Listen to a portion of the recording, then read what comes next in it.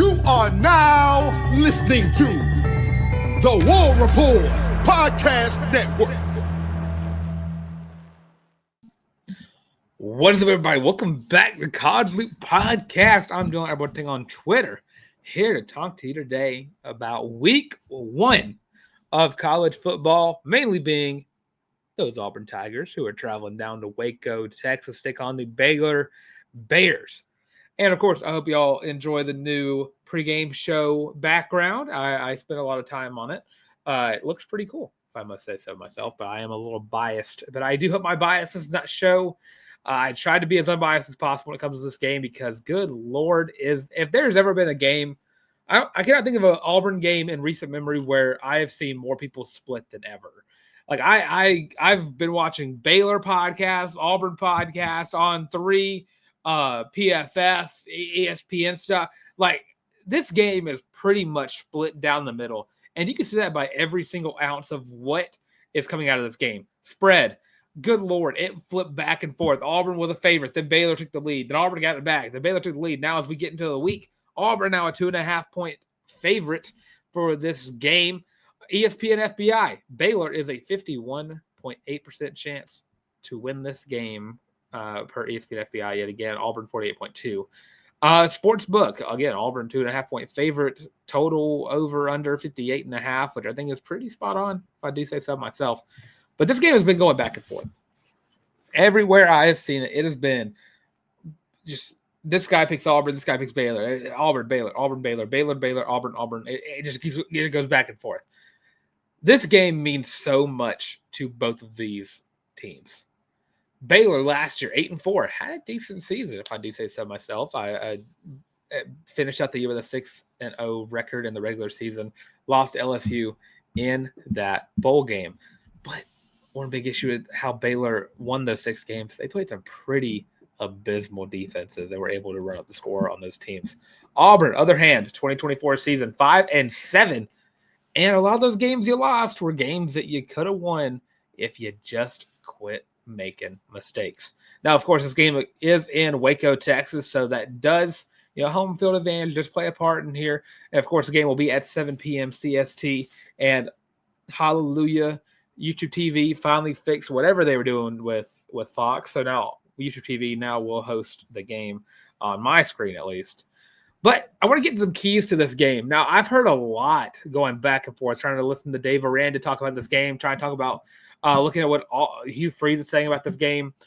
One thing that I do find very confusing about the whole thing is the fact that Dave Aranda does say that Auburn's going to be a tough team to stop downhill running, which I don't think is the strength of this Auburn team going forward. I definitely think when it comes down to it, this team is going to be very balanced. And Baylor's aware of that. One thing I will say, and I meant to make a graphic for this, but I didn't, just because it's kind of hard to do this preseason. But I was going back and forth at each position, and it mostly leans Auburn. As a talent standpoint goes, Auburn is the more talented team. Now, that would be said last year for Auburn and Arkansas, Auburn and Cal, Auburn and Vanderbilt. Teams Auburn should have beat just strictly based on talent and talent alone. I'd even probably put Missouri in that category. Games Auburn lost because they just got out-coached, got outplayed by teams that they were statistically more talented than. But again, I think this is a whole different year. What we can expect from Auburn. This is a make or break year. This is a win or go home level season for Hugh Freeze. And, I think a lot of this plays into, can Jackson Arnold step up? And again, we'll talk more about him in just a second, because you can't talk about Auburn football this season without mentioning Jackson Arnold. But ultimately, this game comes down to which strength can beat the other team's strength. Auburn's defense, I'll tell you, is the strength of this team right now, because the offense is a question mark. So Auburn's defense and Baylor's offense are the two strengths of the two teams playing on Friday night. Those two are going to be combating every single possession.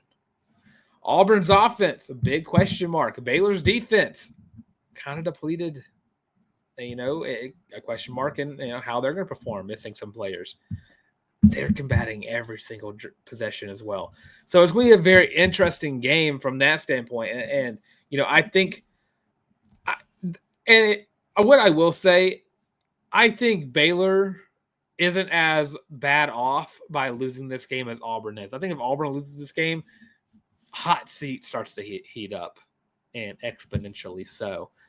I think if Baylor loses this game, they get to move on. I think the Big 12 still kind of falls into their lap in some way, shape, or form.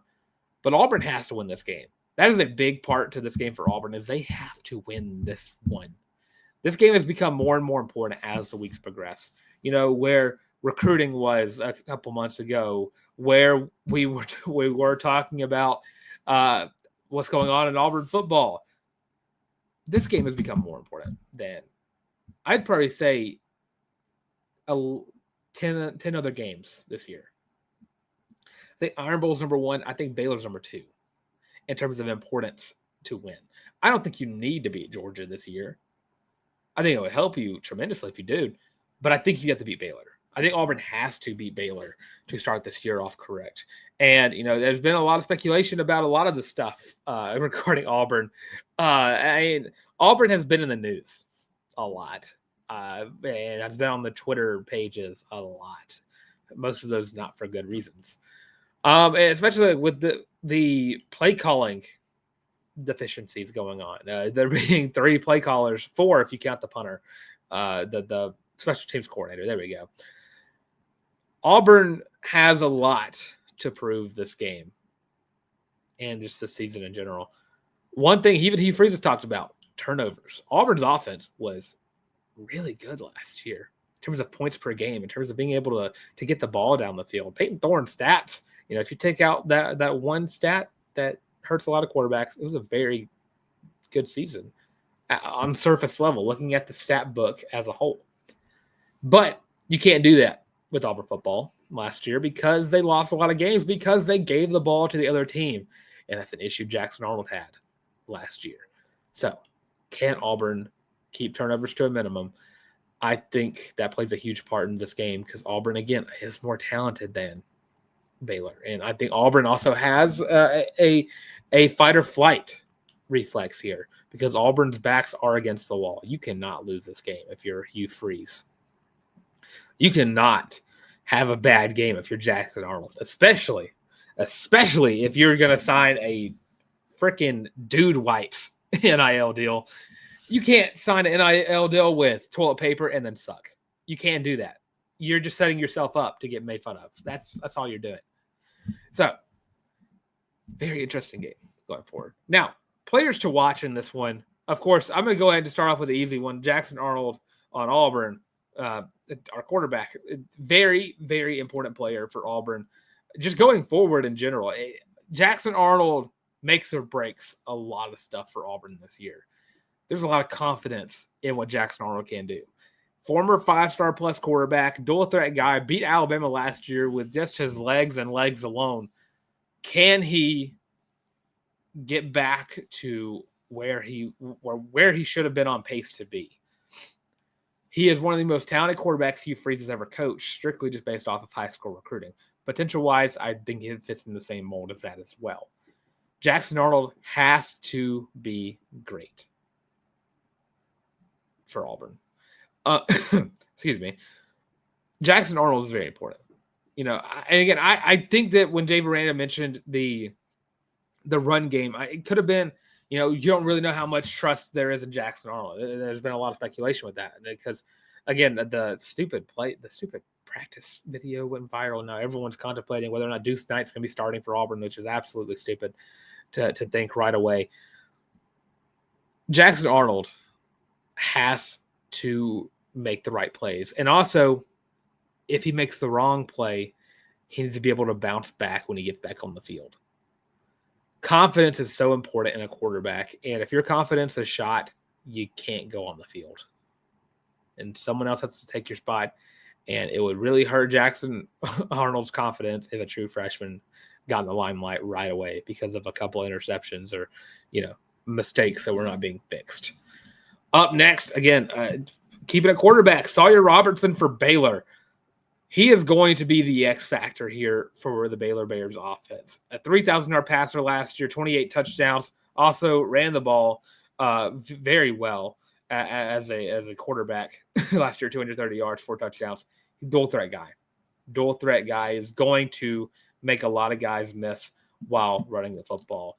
So very important for Auburn to kind of keep him contained and just to keep going with the players to watch. Just DeMarcus Riddick is going to be extremely important for containing Sawyer Robertson. Baylor wants to run the football. Last year, they had 1,000-yard rusher, the true freshman, and Bryson Washington, and, of course, Dawson Pendergrass as well. Got 600 yards in that. That's 18 touchdowns amongst the two of those guys. This linebacker core is going to be a position group that gets tested early. We know what Auburn's D-line is, but the linebacker room, we don't really have an idea. I mean, Caleb Wheatland's a very solid veteran linebacker. Robert Woodyard is due for one of those breakout years. We already know DeMarcus Riddick is an absolute dog. And Bryce Diaz, good Lord, dude is an absolute hoss. But I think DeMarcus Riddick's going to get the bulk of the focus here because with a dual threat quarterback, you need to look at your playmaking, do-it-all linebacker and a fast one at that, which that is DeMarcus Riddick. So I think a lot of this game falls upon DeMarcus Riddick's hands going into this matchup. Lastly, on Baylor, Josh Cameron, player to watch, the star receiver for the Baylor Bears last year, 754 yards on the ground, receiving yards, 10 touchdowns, 15 yards per catch. So going into his senior year, it's going to be, and he's also the return guy as well. He is a dangerous return man if you're not careful. So Auburn's going to have to keep their head on a swivel when it comes to Josh Cameron. It's going to be Jay Crawford. It's going to be Kyan Lee. This is going to be those absolute dogs in the secondary that one Coach Crime Dog is in charge of. But again, I desperately think that the DBs are going to be a key matchup here for Auburn. Just because Josh Cameron is going to do some damage. And it's up to Auburn to make sure he is completely taken out of the game. This Baylor offense can't control the game if Auburn allows them to. And again, the issue is Auburn's more talented. So they can't allow them to do that. Now, going into some matchups that I like in this game regarding Auburn, starting off with the run defense of Auburn. This defensive line, and I think this also goes into another matchup in a second. And I know I just talked about this with Sawyer Robertson. They're going to get tested. They want to run the football. They want to run that football a lot. And again, I mentioned DeMarcus Riddick, Caleb Wheatland. They're going to be in charge of making sure this run game gets stuffed. Robert Woodyard's going to be in charge of making sure this run game gets stuffed. I like Auburn's front seven a lot. Auburn's run game last year defensively was really, really good. Underratedly good at that. They were like top 30 in the nation in terms of run defense. Auburn returns a lot of production. Baylor returns a lot of production too. So Auburn's going to have to control this. I like Auburn's edge in this one in run defense. Going to have to force Baylor to pass that ball, and then the secondary is good enough to make a quarterback regret that. Now, when it comes to passing the football on the defense side of the ball, I like Auburn's D-line over Baylor's O-line, and I think this goes vice versa. I like Auburn's O-line over Baylor's. I think I could have just put trenches here. I think Auburn has a massive edge here in the trenches. I think O-line is a lot larger than Baylor's D-line. I think Baylor's D-line completely undersized, and I don't think they're going to be able to get that big of a push towards Jackson Arnold. On the flip side, Keldrick Falk and Kieran Crawford and Malik Blockton and Bobby Travis are going to have something to say about what they're going to do with this Baylor offensive line. I think Auburn wins in the trenches, and I do think that's a massive part to going forward when I think about this game. And lastly, flipping the other side of the ball for Auburn wide receivers versus Baylor's defensive back room. Baylor is depleted in the backfield of their defense. They have lost players to injury. They lost some of their best cover guys to just graduation, transfer portal, and NFL draft. Lost a lot of those guys that they had last year. Baylor's pass defense also was not very good last year. So I like Dave Aranda as a defensive schematic guy, but I don't think his talent is going to be able to top what we're seeing out of what Auburn can be. I think potential-wise, Auburn has the edge. I think talent-wise, Auburn has the edge. Back against the wall, I think Auburn has the edge in this game. My prediction for Auburn at Baylor this Friday night at 7 p.m. CST on the Fox Sports Network. I got the Auburn Tigers starting the season off 1-0, 34-24. And it's funny that over-under it being, if it is at 58, I have this at 58 exactly. I like Auburn. And again, this might sound biased, but I don't think it is. I've done my research for this one because this game is so important for Auburn going forward. So my prediction, Auburn 34, Baylor 24. I think Auburn makes some key stops. I think Baylor tries to score a little bit late. I think Auburn gets a 10-point win here on the road. And then got 2 easy games up ahead before you got SEC conference play in week 4. So let me know what you think in the comment section below. Do you think my prediction? Do you hate my prediction? Are you a Baylor fan who's going to scream at me in the comment section below? Let me know what you think. Also, give me your prediction for Auburn at Baylor this Friday. Football season is back. Week 1 is here. College football will be back on our television screens. We're going to quick little break. Other side of this break, we're going to talk about my top 10 games of the week and give my pick'ems of the week as well. So stay tuned, and we're going to be right back. Are you tired of having to rummage through just clothes after clothes after clothes, looking for something to wear? Are you tired of your friends making fun of you for your terrible fashion sense? Well, do we have the shirt for you? Go to thewarreport.com, get your laptop out and do it right now. Go to the shop and get your very own Feelin' Loopy t-shirt as well as your college loop hat, and you can get both of them for only $25 each. Plus shipping and handling, of course.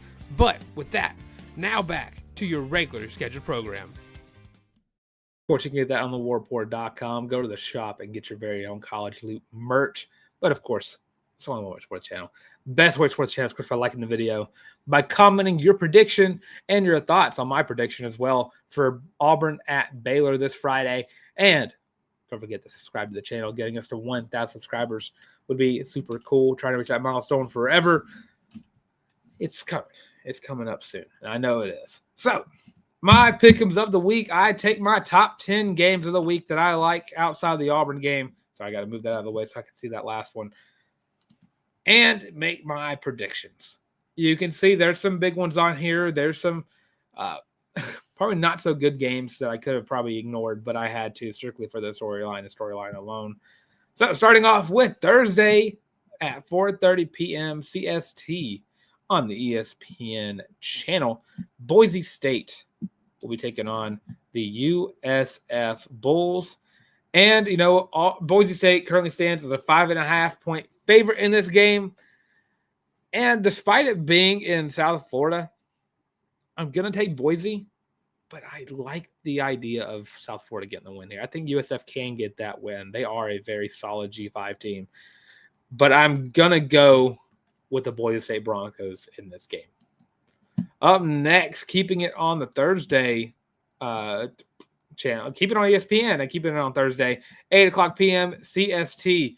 Nebraska travels to Kansas City, Missouri to take on the Cincinnati Bearcats for a Big 10 versus Big 12 matchup, which is very weird. I think if you're a Nebraska fan that like 10, 15 years ago, they would have been like, who, what, Baylor, Cincinnati got in the Big 10? Nope, other way around. But so Nebraska currently stands as a 6.5-point favorite in this game. And, you know, I'm going to have to keep my trend going here with picking the favorites. Listen, I love Cincinnati. I love them to death. You can see their hat just like right there. And I thought about doing a hat pick 'em for this, but that's too much stacking hats for me to do that. Maybe at some point. I'll do a special for it. But Cincinnati under Scott Satterfield, I'm just not sold on their ability. I love Cincinnati to death. They were my favorite G5 team, and then they got moved up. Now they're tearing at my heartstrings in the Big 12 because, you know, West Virginia's right there. But I just don't think they're going to be that good.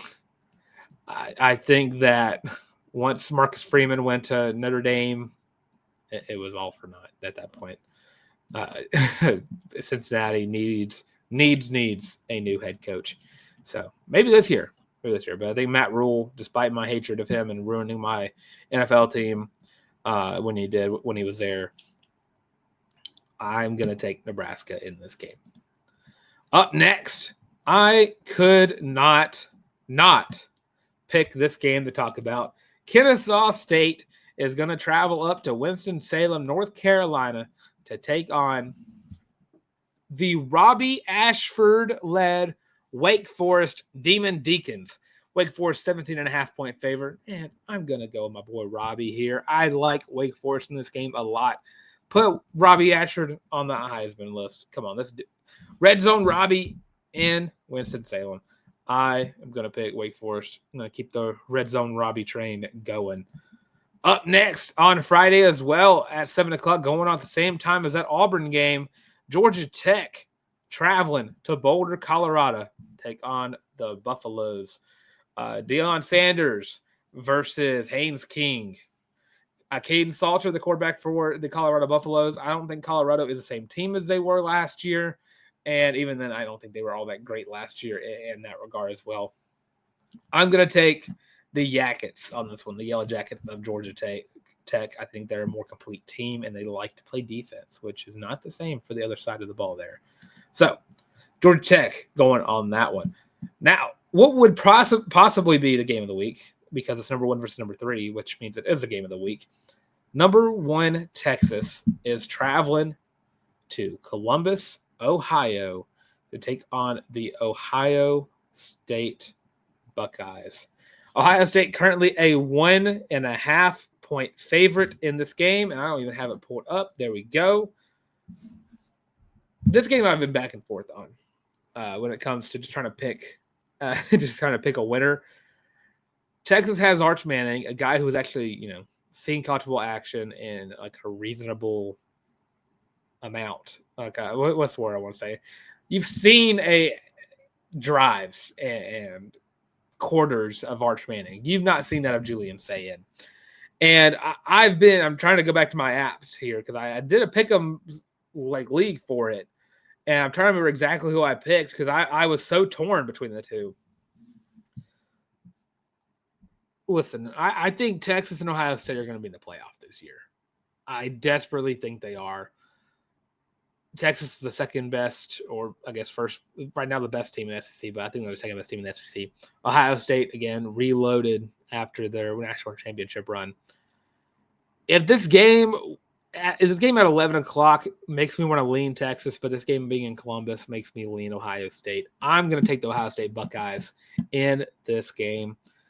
Now, up next is a game I find kind of funny to talk about because I've already gotten some hate because I already talked about how low I am on Kentucky this year. Kentucky is hosting the Toledo Rockets. 11:45 on Saturday. Kentucky's currently a 9.5-point favorite. I'm going to keep it simple. This is my upset that I'm picking. I haven't picked an upset yet, but here's my upset. I'm going to take the Toledo Rockets over the Kentucky Wildcats. My shocker of the week. I love Toledo, and I'm not high on Kentucky whatsoever. Go ahead and get Stoops on that hot seat train and get him out of Lexington. I love watching Kentucky football whenever they're good. They've not been good quite some time, and they're not on pace to be good. I don't think Zach Calzada is going to be all that great for them. So, yeah, I'm taking Toledo in that game. Now, this game could be funny. It could be extremely hilarious to watch.